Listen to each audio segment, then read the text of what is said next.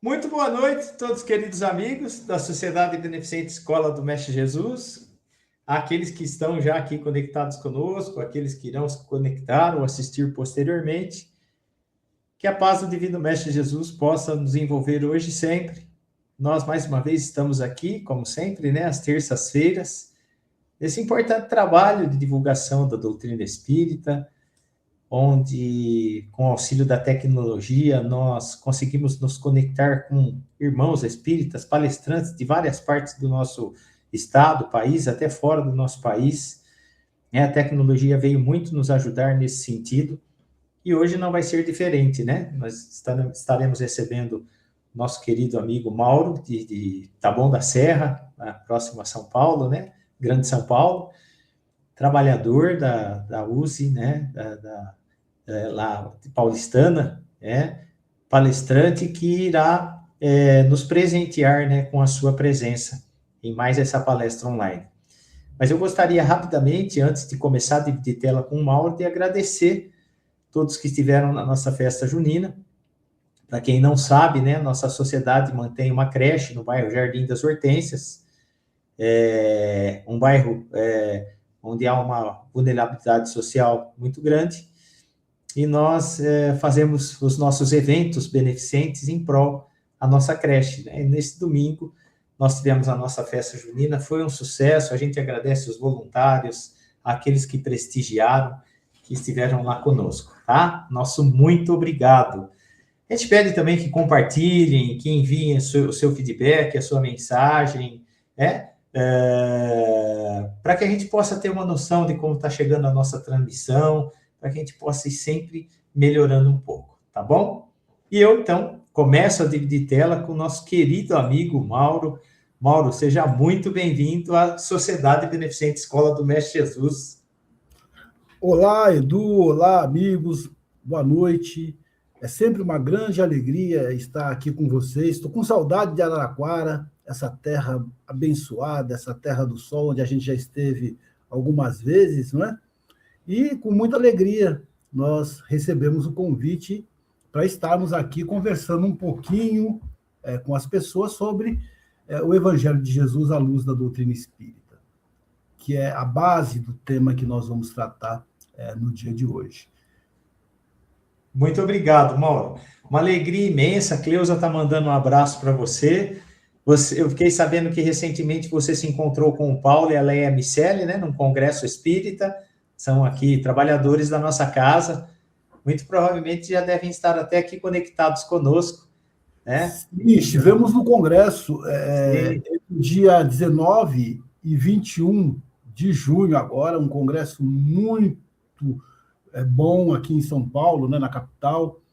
O Paulo esteve aqui conosco. Gostaríamos Sim. que outras pessoas de Araraquara também estivéssemos, sentimos falta dos irmãos daí, mas esperamos sempre contar com a presença dos amigos de Araraquara, em especial da Escola do Mestre Jesus, nos eventos que a gente promoveu por aqui. Tá bom? Legal, ele está falando aqui, ó, a Leia está assistindo com ele aqui. Está aqui já conectado conosco, Mauro. Tá ótimo. Legal. Então vamos, né, agradecer ao nosso Divino Mestre Jesus, a Deus, nosso Pai, por essa oportunidade divina que nós estamos tendo de reunião de pensamentos e corações em torno da doutrina espírita tão esclarecedora, reveladora de novos horizontes, que nos mostra de onde viemos, por que estamos, para onde iremos, mostra a necessidade principal da doutrina nos tempos atuais, que é promover um ser humano melhor. Enfim, que nós possamos aproveitá-la, convertendo todos esses ensinamentos que são difundidos por essa doutrina clara, precisa, capaz de encarar a razão frente a frente em todas as épocas da humanidade, adquirindo o conhecimento e colocando em prática no nosso dia a dia.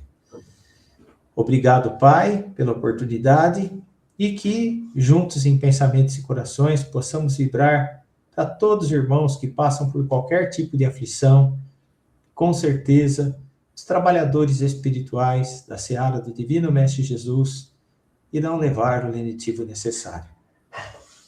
Pai nosso que estais em toda parte, santificado seja o teu nome.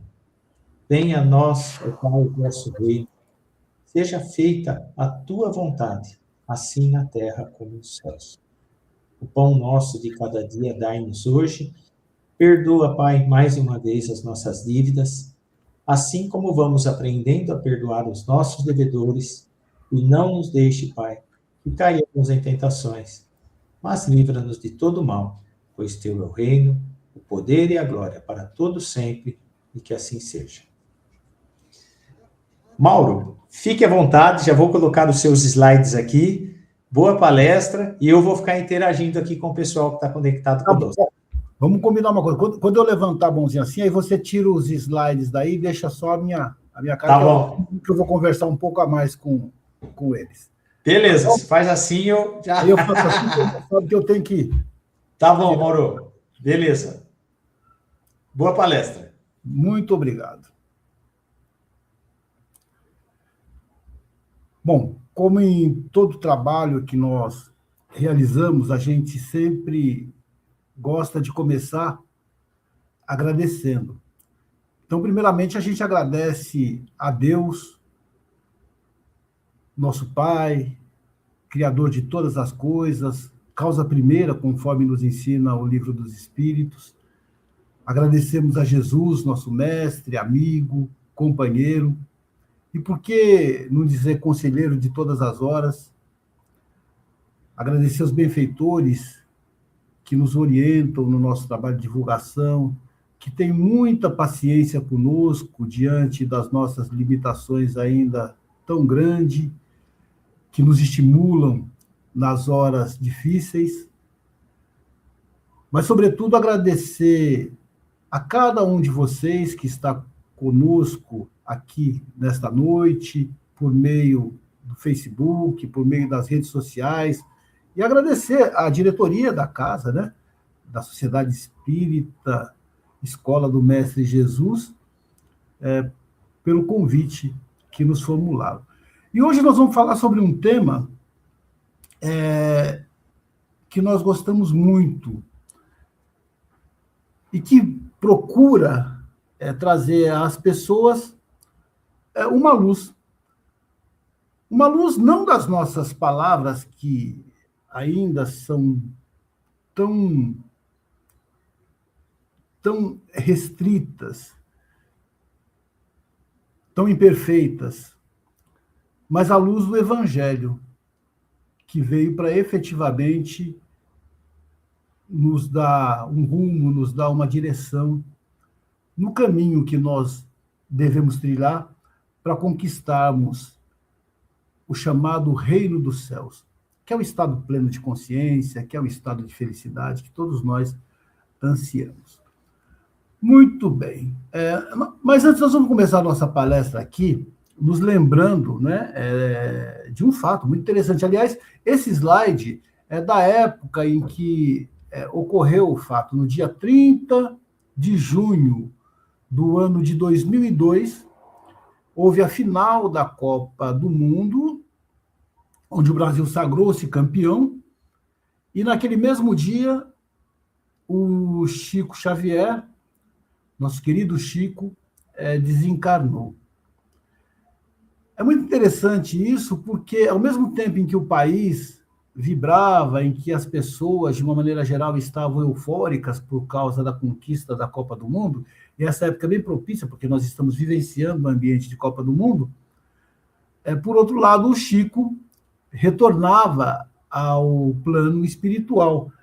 E olha, eu creio que tenha sido uma bênção esse acontecimento, porque o Chico, que durante tantos anos nos trouxe ensinamentos sobre a sobrevivência da alma após a morte do corpo físico, a importância das boas vibrações por aquele que desencarna, evitar as lamentações, evitar os pensamentos mais tristes, com certeza se beneficiou daquele ambiente que se afastava da lamentação, se afastava da dor maior em virtude do desencarne de uma pessoa tão querida, uma pessoa tão conhecida. E essa foto ela saiu, né, no dia seguinte. Ela foi estampada nas revistas, nas redes sociais, onde mostrava lá alegria e luto, ao mesmo tempo que noticiava a vitória do Brasil na Copa do Mundo, realizada lá no Japão, trazia também, né, o luto do desencarne pelo nosso Chico Xavier. Então, a nossa lembrança aqui é por esse dia de hoje. Vamos, então, ao nosso tema.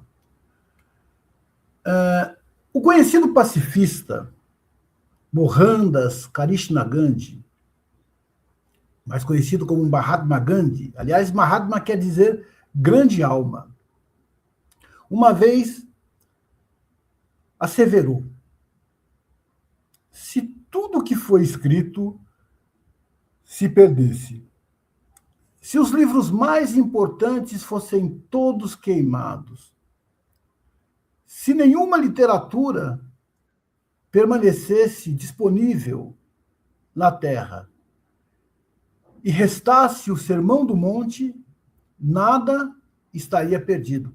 Olha que interessante, e nós estamos ouvindo esta afirmação de uma pessoa que não era cristã, porque a religião do Gandhi, como vocês sabem, todos nós sabemos, ela é uma religião oriental. O Gandhi, ele nasceu na Índia. E as concepções de crença dele são um tanto diferentes das questões do cristianismo, mas ele reconhecia no Sermão do Monte um código muito importante para a evolução. E é exatamente considerando o Sermão do Monte, onde Jesus, a maneira de ensinar oriental, sentou-se para poder pregar aqueles que o seguiam, aquela população que estava sedenta por uma palavra de conforto, uma palavra de bom ânimo, uma palavra de esperança. vai nos trazer a seguinte informação, que o Evangelho segundo o Espiritismo vai também desdobrar, né? Lá no capítulo 5 do Evangelho segundo o Espiritismo, a gente encontra o título desse capítulo, Bem-aventurados os aflitos. Aliás, nós recomendamos não a leitura, mas o estudo deste capítulo 5 do Evangelho segundo o Espiritismo. Ele é muito esclarecedor, muito confortador, importantíssimo para que a gente possa ter um alento, uma esperança, uma instrução nas nossas vidas. E vai aqui o convite para que você efetivamente abra o Evangelho segundo o Espiritismo e estude lá o capítulo 5. Mas, especialmente no item 3, a gente vai encontrar uma informação muito interessante trazida aí, no caso, por Allan Kardec, que nos diz o seguinte: somente na vida futura podem efetivar-se as compensações que Jesus promete aos aflitos da terra. Ora, é muito importante a gente compreender isso, porque Jesus estava falando para um povo extremamente sofredor. E como é que ele pode dizer que é bom ser sofredor? Como é que ele pode dizer que aqueles que estavam sofrendo, eles, na verdade, eram felizes, quando, na realidade, ainda não eram naquele momento? E aí Allan Kardec vem nos ensinar o seguinte: olha, se a gente não tiver a concepção de que a nossa vida ela é muito mais do que esta existência carnal, fica difícil até a gente entender este ensinamento de Jesus. É por isso que quando ele fala na certeza do futuro, ele está falando na certeza da nossa vida espiritual, enxergando-nos como espíritos e não somente como um corpo. Nós estamos num corpo, mas, sobretudo, nós somos espíritos. Quando as pessoas perguntam o meu nome, ou quando perguntam o nome de qualquer pessoa, a pessoa fala: eu sou o Mauro, eu sou o João, eu sou o Paulo, eu sou o Alfredo. Mas eu penso que talvez o correto fosse que nós falássemos: eu estou. Então, nessa encarnação, eu estou o Mauro. Não sei o nome que tive na encarnação que já vivi, porque essa não é a primeira, e não sei o nome que terei, muito menos na próxima encarnação. Eu gosto tanto do nome Mauro, que se eu puder escolher, a gente continua com ele mesmo. Mas a condição carnal é uma condição transitória. É isso que é importante a gente entender quando a gente fala sobre essa questão do futuro, né? E aí ele prossegue aqui na explicação, Allan Kardec. Essas máximas da bem-aventurança, né, seriam um contrassenso, mas ainda seriam um engodo. Mesmo com essa certeza, aí é a observação, dificilmente se compreende a conveniência de sofrer para ser feliz. Então, a gente precisa entender bem qual que é a conveniência de sofrer para ser feliz. Será que preciso mesmo sofrer para ser feliz?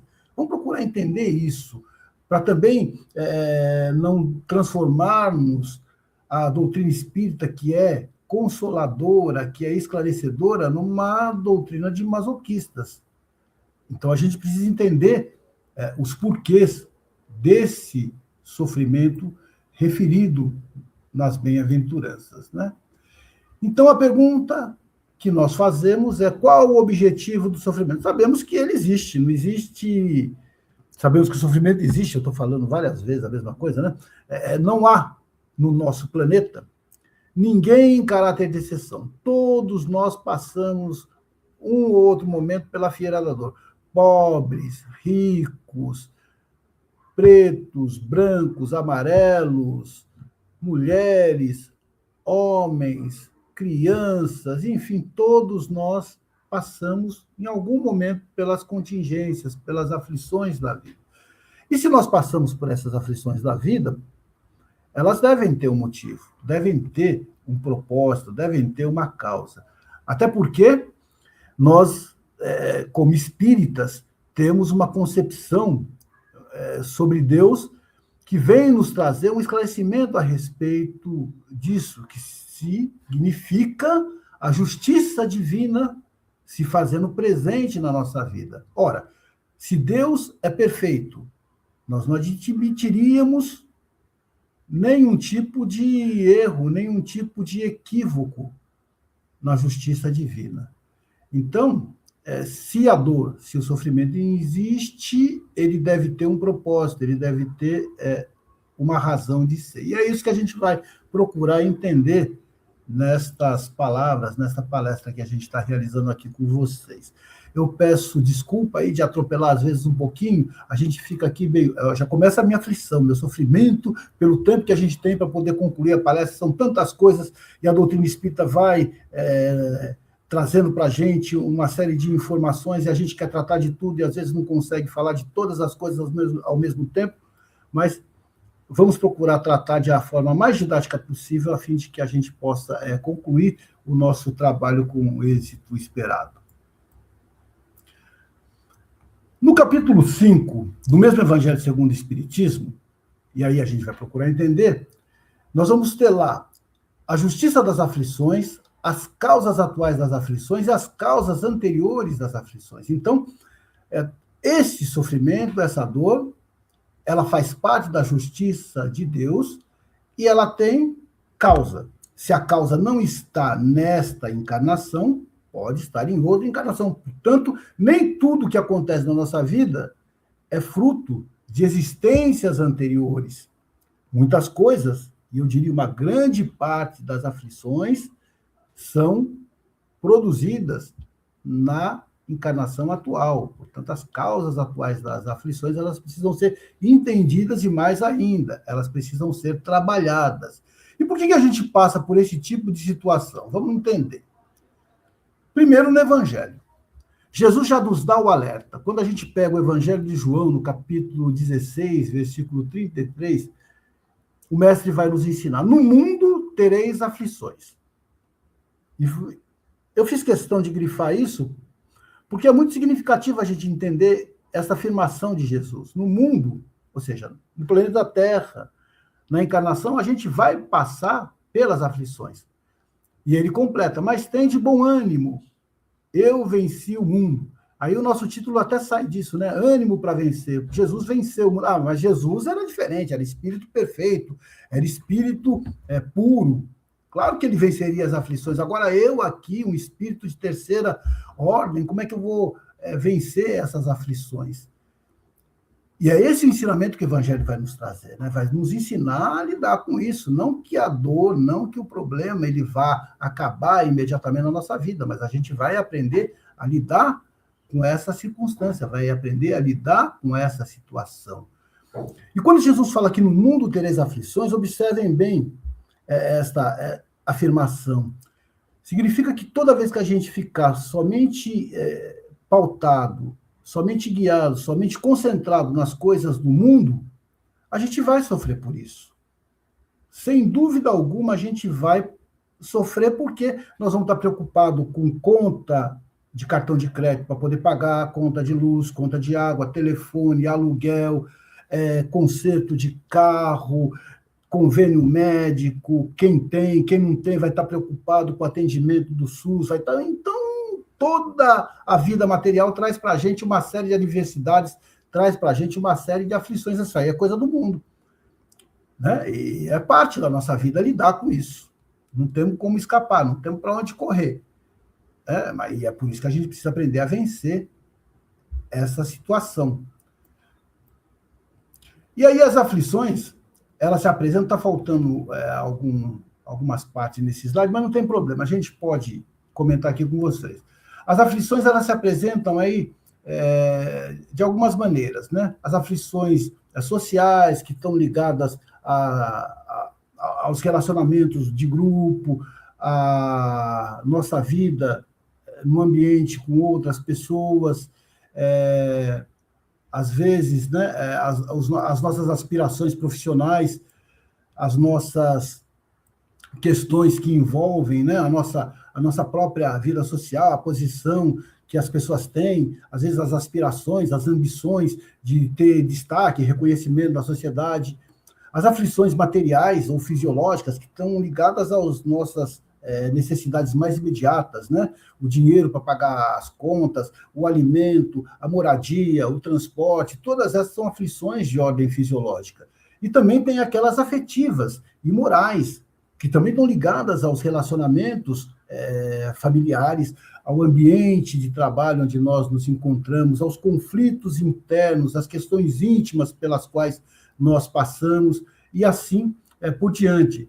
E essas aflições, elas podem nos levar a termos problemas de ordem espiritual, porque a gente acaba se envolvendo tanto nas coisas do dia a dia, nas coisas do mundo, que nos tornamos, assim, um pasto fértil a pensamentos, a ideações, a influências nem sempre encarnadas.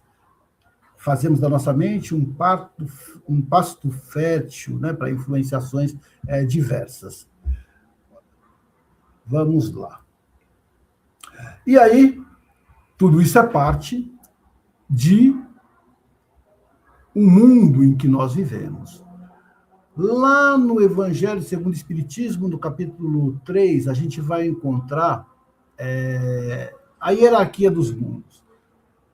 A gente encontra lá de uma maneira didática, né, que as diversas moradas da casa do Pai, os diversos mundos, eles vão dos mundos primitivos até os mundos celestiais, onde nós vamos encontrar, depois dos mundos primitivos, os mundos de provas e expiações.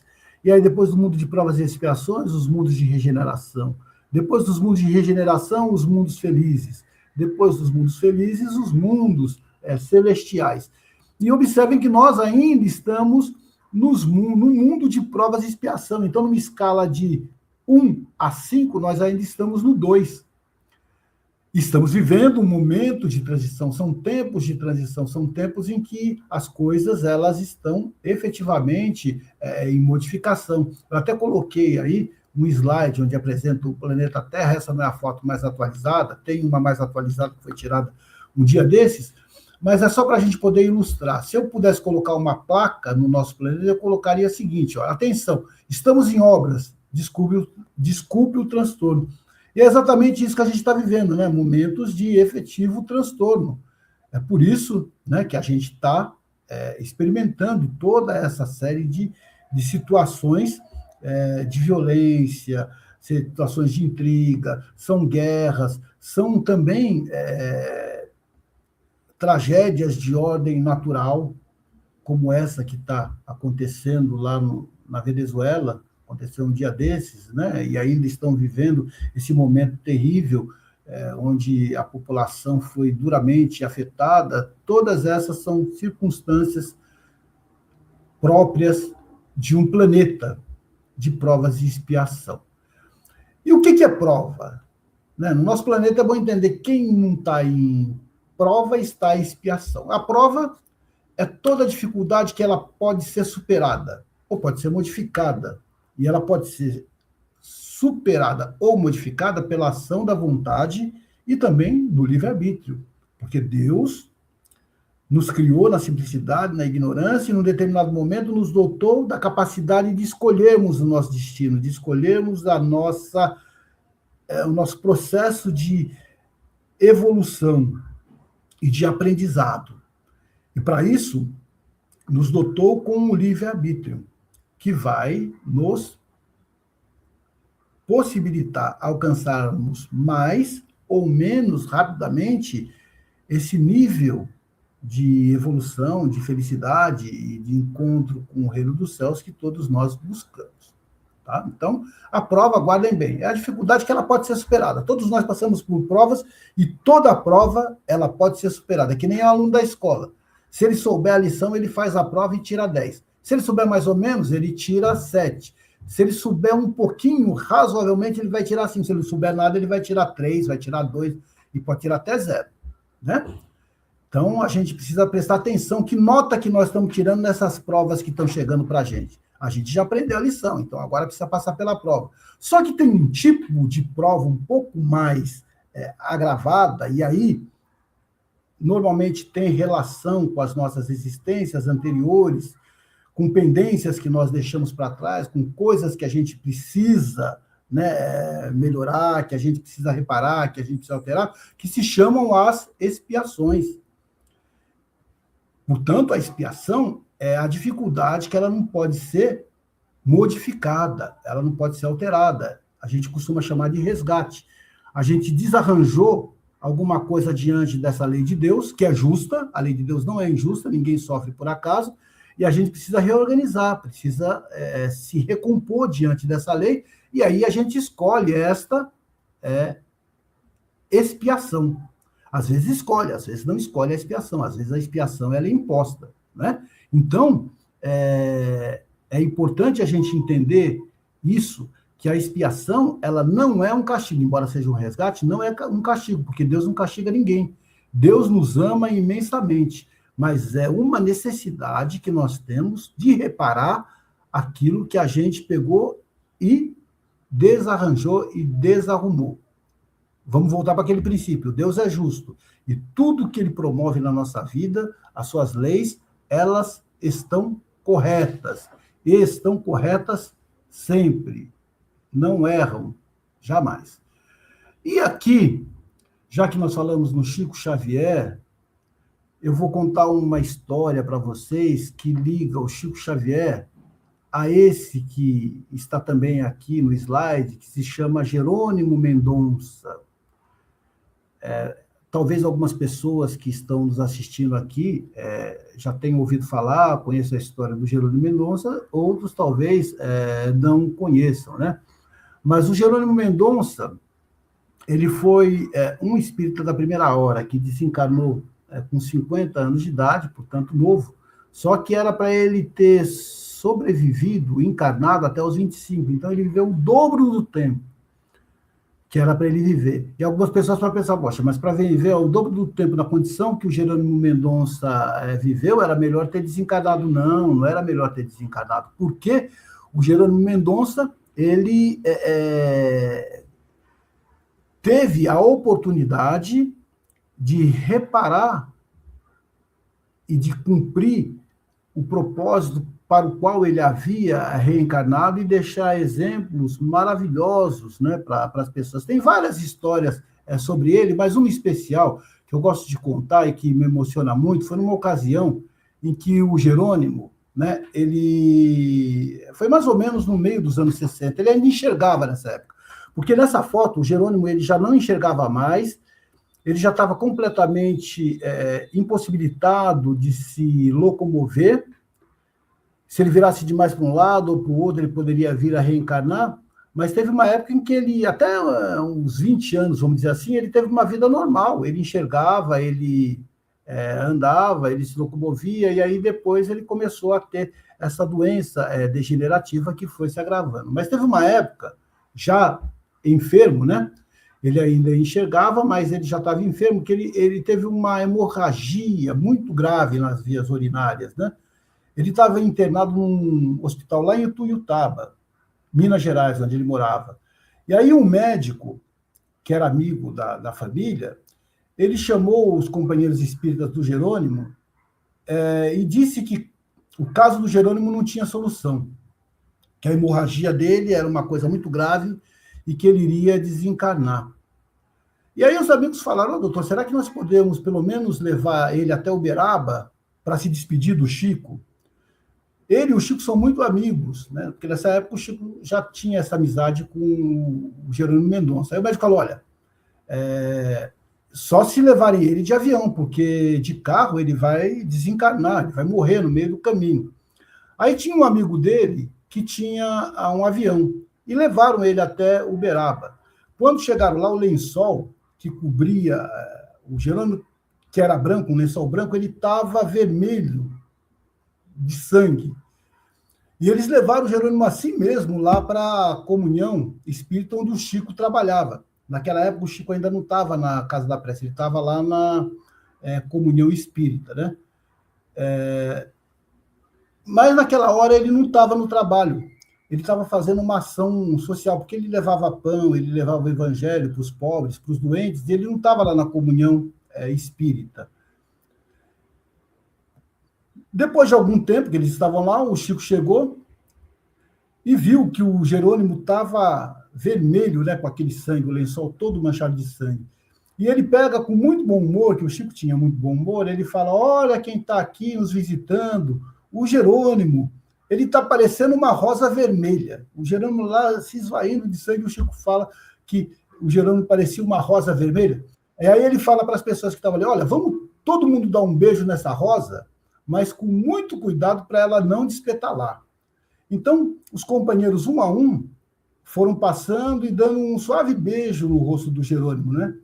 E aí conta a história que a cada beijo o Jerônimo sentia uma vibração de energia, a energia fluídica que ele recebia naquele instante de cada beijo, né? E aí o Chico, finalmente, depois que as pessoas passaram, ele deu um beijo no Jerônimo, colocou a mão no abdômen, deu um passe no Jerônimo, permaneceu alguns minutos. E aí o Jerônimo conta que a sensação era de um choque, de alta voltagem que ele estava sentindo, saindo assim da mão do Chico, né? E ele que tinha ido lá, fraco, já para se despedir, próximo a se desencarnar, acabou fazendo a palestra da noite e, a pedido do Chico, em seguida veio a explicação. E ele fala para o Jerônimo, Jerônimo, você sabe qual que é o motivo dessa hemorragia? Aí o Jerônimo fala para o Chico, não, Chico, eu não sei por que eu estou dessa forma, deve ser as minhas expiações, né? O Chico fala para ele, não, Jerônimo, foi porque você aceitou o coitadinho. Coitadinho do Jerônimo, como o Jerônimo está doente, como o Jerônimo está fraco. Aí o Chico fala para o Jerônimo, você desenvolveu a autopiedade. Você começou a ter dó de você mesmo. E isso gerou um processo destrutivo. O seu pensamento negativo fluidicamente interferiu no seu corpo físico e gerou essa lesão. Aí, depois disso, né, o Jerônimo se convenceu de que ele tinha que vencer com o coitadinho. E ele sempre falava para si mesmo, e tem muito a ver com o tema da nossa palestra, tenha bom ânimo, alegre-se, cante, brinque, para que os outros não sintam mais piedade de você. E a partir daí, né, desse encontro e dessas reflexões que ele fez consigo mesmo, de que deveria não ter essa autopiedade, não se tratar como um coitadinho, as palestras dele eram cada vez mais alegres, ele cantava, contava histórias muito engraçadas, né? As pessoas gostavam muito das palestras dele, que eram sempre muito animadas. E aí ele sobreviveu 30 anos depois dessa hemorragia. Então, olha, observem a questão, né? O Jerônimo, que era para ficar encarnado até os 25 anos, ficou encarnado até os 50, e quando aconteceu isso aí, ele tinha por volta lá dos 20 anos. Então, essa história do Jerônimo é uma história que traz para a gente um grande exemplo, né? Para a gente poder vencer as aflições, vencer as dificuldades da vida, até mesmo as questões mais graves, como a expiação, a gente precisa se conscientizar de que a autopiedade em nada ajuda, de que nós temos recursos conosco mesmo para poder avançar e superar, seja qual for o problema que se apresente na nossa vida. Eu tinha mais histórias para contar sobre Jerônimo, pelo menos mais uma, é muito gozado, mas eu não vou contar não, porque não vai dar tempo. Eu vou deixar vocês na curiosidade, e quando eu for em Araraquara, a próxima vez, me cobrem que eu conto essa história do Jerônimo, que está no livro lá, O Gigante Deitado. É uma história muito engraçada, muito bonita dele também. Bom, feita essa introdução, que até agora foi só uma introdução, nós podemos começar a palestra. Ânimo para vencer. Vamos lá. A primeira dica é a seguinte, no ânimo para vencer. A gente precisa entender que, nós falamos lá sobre a questão da autopiedade, então a gente precisa entender que a dor, a aflição, as dificuldades, o sofrimento são contingência da vida. Então, nós não devemos nos entregar. Vai ficar que nem essa senhorinha aí que está lá de bobe na cabeça, deitada no sofá, abandonada, né? Morrendo de dó de si mesma, comendo bolinho de chuva e só engordando. Não, nada disso. Nem reclamar. Aí vocês conhecem essa figura, né? Essa figura é a figura mais depressiva que eu já vi, que fala, eu sei que não vai dar certo, Ó dia, ó vida, ó azar. Fica só reclamando. Então, reclamar de nada adianta.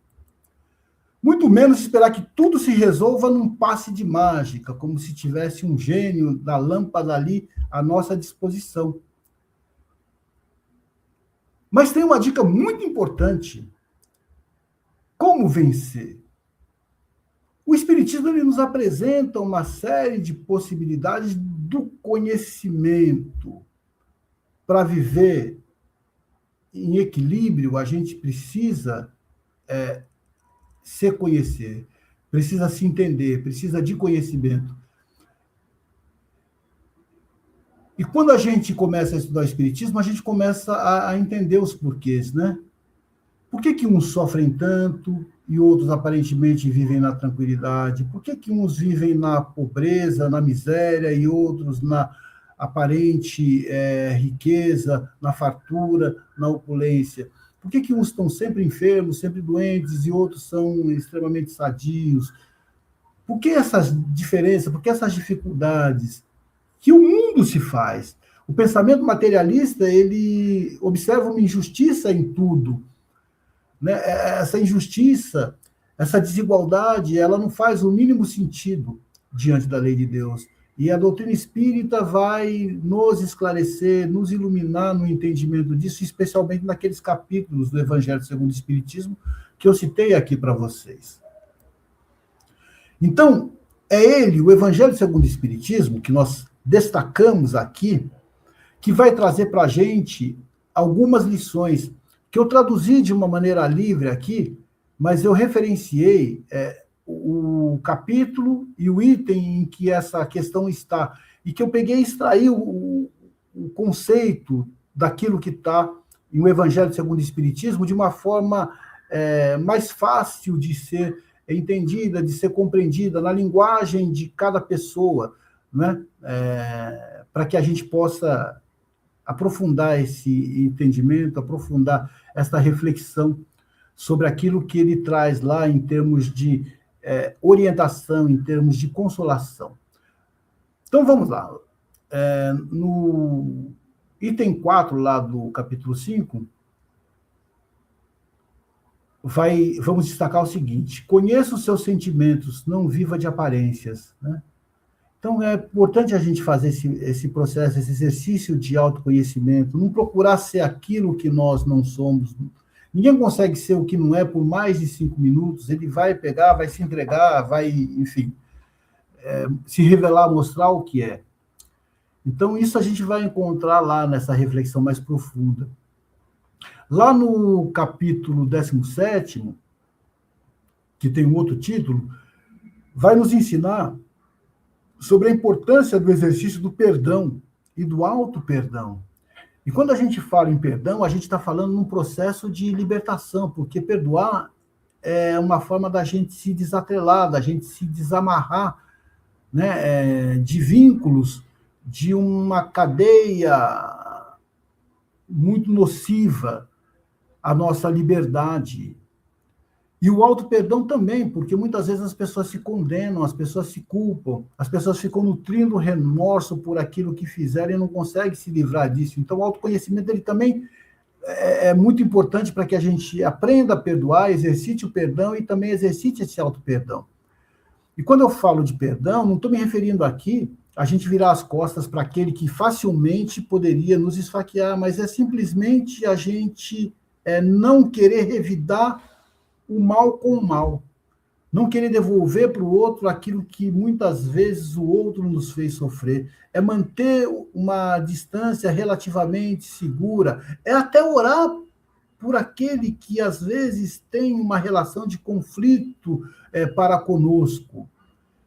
Sabemos aqui que nem sempre esse processo de exercício é fácil.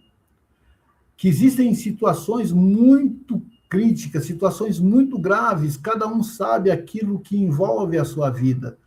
Mas a vingança, o ódio, o revide não vai resolver absolutamente nada. Se a gente conseguir manter essa distância que nos faz não ter esse tipo de sentimento de revide e conseguirmos orar pela pessoa, a gente já começou a exercitar esse perdão. E as coisas vão um dia se resolver, porque a ordem de Jesus é que a gente aprenda a se amar, que amemos-nos uns aos outros como ele nos amou. Amemos-nos uns aos outros como a nós mesmos. E se a coisa não se faz nessa encarnação, que nem sempre é possível, há de se fazer em algum momento. Né? A gente vai receber essas pessoas na nossa família, no nosso círculo de amizade, em algum lugar, em algum momento, a gente vai lidar com essa oportunidade de perdão. E tem mais algumas coisas. Já falamos aqui, compreende, trabalhador, entendendo que a dor é uma circunstância natural da nossa vida, a gente precisa trabalhar isso, a gente precisa, né, enfim, vencer aquelas dificuldades que se apresentam para nós. Controle o melindre. Ainda bem que a Araraquara não tem esse tipo de problema, né? Mas, de qualquer forma, na nossa apresentação, ela traz isso aí, de todo modo, é importante a gente sempre saber que precisa controlar o melindre, que é uma exacerbação, é um destaque do orgulho grande que nós ainda temos, né? É o orgulho de não ser, de ser contrariado, o orgulho de não fazerem as coisas do jeito que a gente gostaria que fizesse, né? O orgulho de alguém, às vezes, falar alguma coisa que dói demais, como se a gente fosse uma tacinha de cristal, de não sabermos ouvir algumas coisas que precisam ser ouvidas, enfim, de evitar, não suportar, melhor dizendo, o conflito que é existente, que é natural da convivência humana. Então, o melindre, ele sempre vai existir, mas a gente precisa controlar ele para que ele não se exacerbe, para que ele não aumente, para que ele não se torne uma outra coisa. Exercite a caridade. Lá no capítulo 17º do Evangelho segundo o Espiritismo também, né? Que vai falar sobre a caridade da benevolência, a caridade da indulgência, a caridade do perdão. No capítulo 12, a gente vai encontrar a importância de mudar a sintonia mental, substituindo pensamentos, sentimentos ruins por alguma coisa que seja melhor, procurando identificar aquilo que não está legal, aquilo que está realmente trazendo desconforto para nós, que está doendo, procurando curar com algo que seja bom, com algo que seja positivo, né? É o sopro da mamãe no machucado que a gente passou metiolate. Nossa, só os antigos vão lembrar disso. Alguém se lembra daquele metiolate? Aquela coisa era terrível, né? Eu não sei se tem ainda hoje em dia, mas eu me lembro que quando a gente pegava e se cortava, ou então colocava iodo. Aí vinha a mãe lá e colocava aquele negócio na gente, a gente sentia quase a desencarnação chegar. Só que a mamãe vinha, ó, dava um soprinho, ela soprava, e aí aquela dor passava. No dia posterior, aquela ferida, aquele machucado já estava quase curado. Então é mais ou menos isso que eu tô dizendo aqui, né? Essa importância da gente realizar esse exercício do auto-perdão, mudando, polarizando o pensamento, né? Vamos lá. Tá. Também é importante a gente ver isso, ó, que tudo aquilo que a gente faz, ele nasce primeiro na nossa mente. Que os nossos pensamentos, eles geram formas, e as formas, elas vão propiciar depois as emoções e as atitudes, que vão fazer com que a gente haja de uma maneira correta ou que haja de uma maneira equivocada. Por isso que cultivar os bons pensamentos é um processo de autocura, é aquele sopro da mamãe na ferida do remédio que arde. Sanear a mente, enobrecer o ser é exatamente isso. Nutrir-se de bons pensamentos. Palestras como essa, né, que a gente procura trazer um tom aí de esclarecimento e consolo, tem exatamente esse propósito, de nos auxiliar a modificar a nossa atmosfera mental para que os bons espíritos, os benfeitores, possam, de alguma forma, nos auxiliar nesses momentos de dificuldade.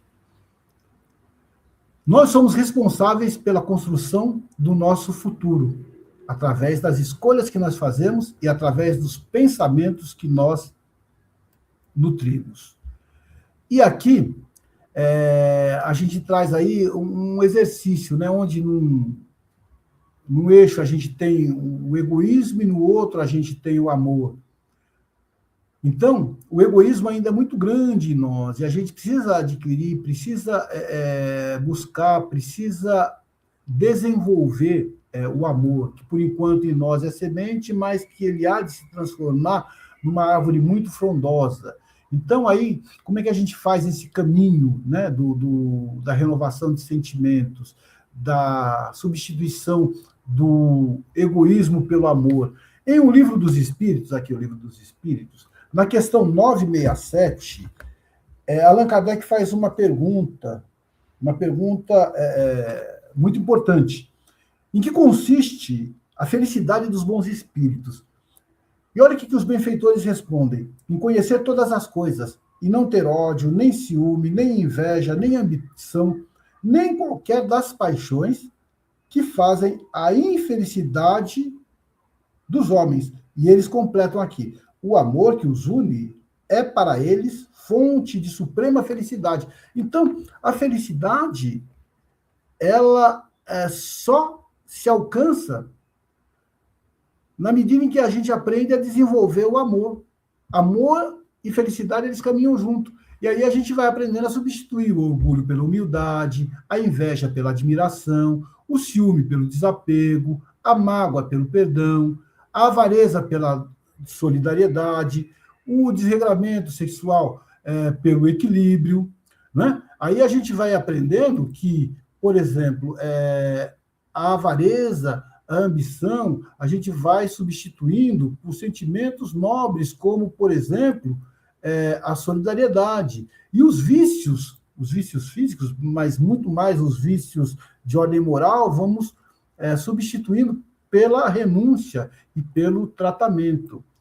Essas são oportunidades que a gente tem de avançar, essas são oportunidades que a gente tem de melhorar, né? E, sobretudo, eu gosto muito desse slide, nunca desista. Olha que interessante aí, né?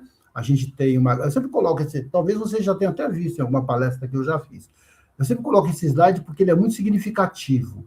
Ele mostra aí para a gente, né, que a rã é a comida da garça, a garça está com fome, não está fazendo mal, ela está com fome, mas ela está roxa aqui, de raiva, não está roxa de raiva, ela está roxa porque a rã, que é a comida dela, está lutando pela vida. Um está com fome, o outro quer viver, a outra quer viver. Então, ela está apertando aqui a goela da garça. Ó. Daqui a pouco a garça cai ali na lagoa e a rã vai sobreviver, vai embora. Então, quer dizer, por mais que a coisa pareça perdida, por mais que a situação pareça complicada, e é isso que esse slide significa, a gente não pode desistir. Nunca. Desistir não faz parte do nosso vocabulário. E aqui, nós já que nós falamos em felicidade, que o amor é o caminho para a felicidade, né? O nosso tempo da palestra também já vai se esgotando, estamos aqui partindo para o nosso encerramento, esperamos não ter ocupado demais o tempo, nem a paciência de vocês, mas a gente precisa falar a respeito desta mensagem. Uma mensagem que consta num livro pequenininho, chamado Vida Feliz, do Divaldo Franco, onde a Joana de Ângeles traz uma mensagem com esse título: A Tua Felicidade é Possível. E ela fala assim, e tem muito a ver com aquilo que a gente falou até agora, né? A tua felicidade é possível. Não a coloque nas coisas, nem nos lugares e nem nas pessoas, a fim de que não te decepciones. A felicidade é um estado íntimo, defluente do bem-estar que a vida digna e sem sobressaltos proporciona. Mesmo que te falte dinheiro, condição social de relevo, tu podes ser feliz, vivendo com resignação e confiança em Deus. Resignação e confiança. A resignação, eu gosto de dizer que é a nossa conscientização de que nós somos muito pequenos diante de Deus. É a certeza de que as leis dele estão regendo as nossas vidas e de que existem coisas que nós não temos como modificar, nós não temos como alterar. A resignação é exatamente isso, não é? Concedei-nos, Senhor, a serenidade necessária para modificar as coisas que podemos modificar. Coragem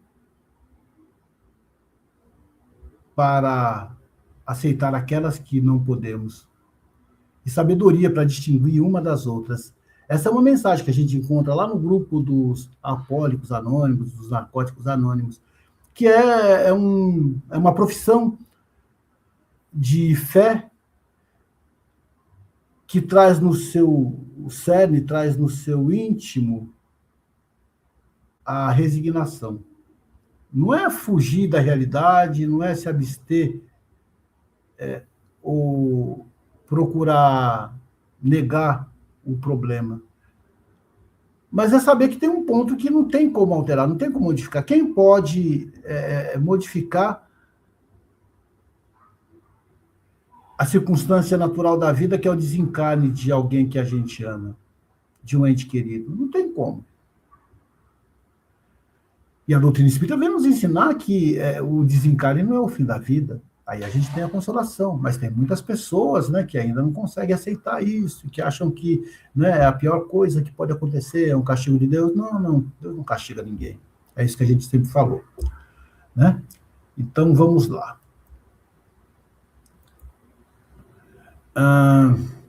Entendamos que as adversidades da vida, elas são como nuvens de chuva.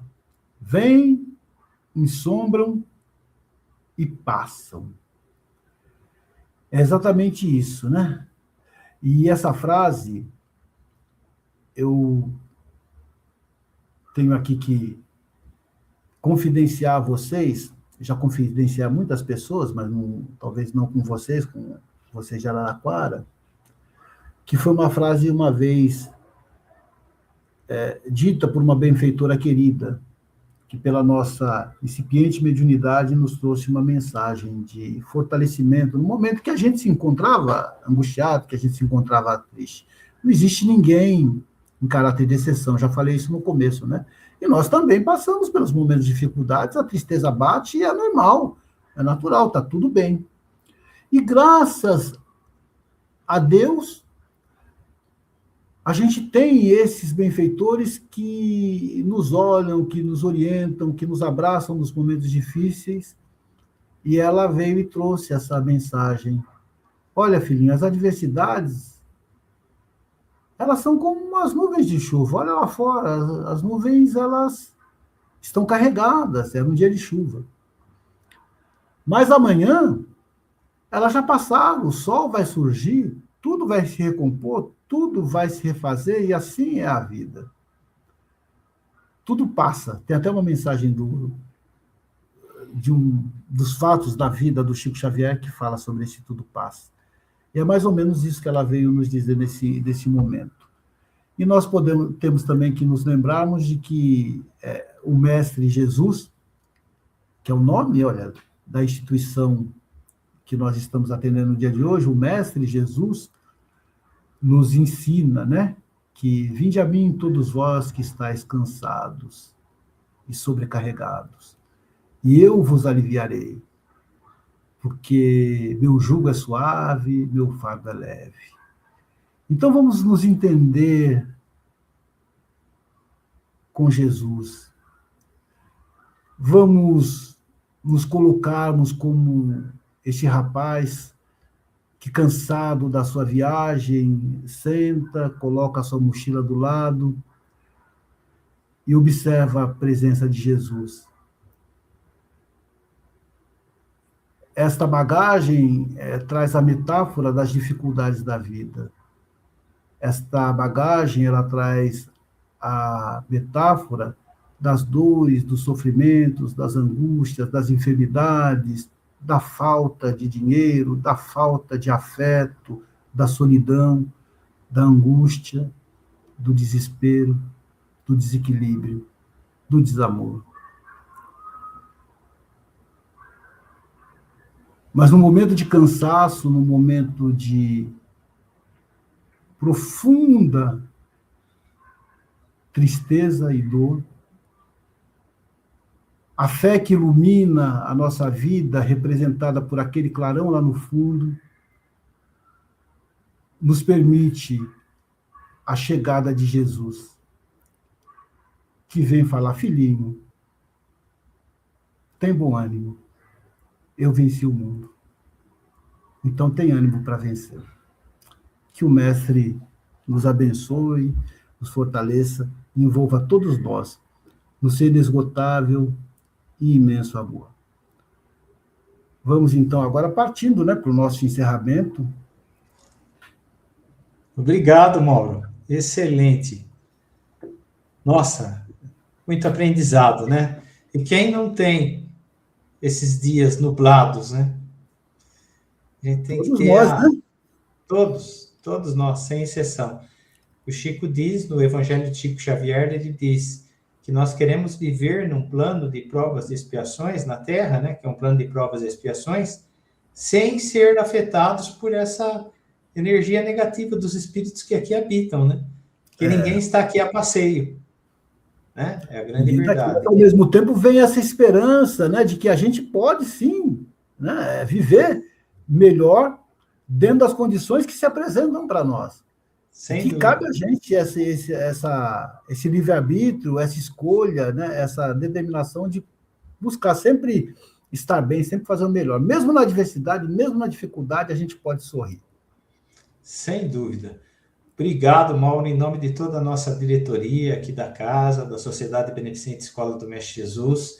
Receba de todos nós um fraternal abraço, né? Não só você, mas toda a sua família, que ela se encontre em plena paz, saúde, e que a gente possa desfrutar da sua presença mais vezes conosco, para que a gente possa receber todo esse seu conhecimento em forma de aprendizado, que um vai ajudando o outro, né? E aí a gente vai conseguindo lidar com as dificuldades, com as chuvas, os dias nublados das nossas vidas. Obrigado, exatamente, viu, irmão? Um dá a mão para o outro e todos nós vamos em frente.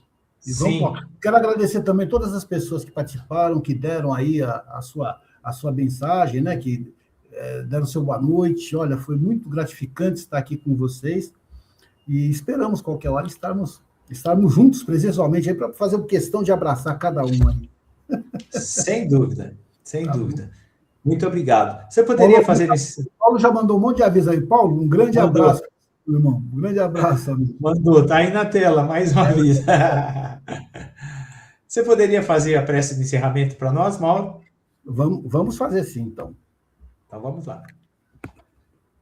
Convido a todos a elevarem o pensamento, a colocarem na tela mental a figura amiga, a figura querida de Jesus, a quem agradecemos essa oportunidade de estarmos aqui nesta reunião fraterna, onde conversamos, refletimos e meditamos sobre as mensagens do Evangelho à luz da doutrina espírita. Não obstante as nossas limitações, as nossas dificuldades em expressar o pensamento, que tudo aquilo que foi refletido no dia de hoje, que todos os ensinamentos de luz que o Evangelho segundo o Espiritismo nos apresenta, possa calar fundo nos nossos corações, auxiliando-nos na transformação para melhor, na renovação de pensamentos, sentimentos e ações,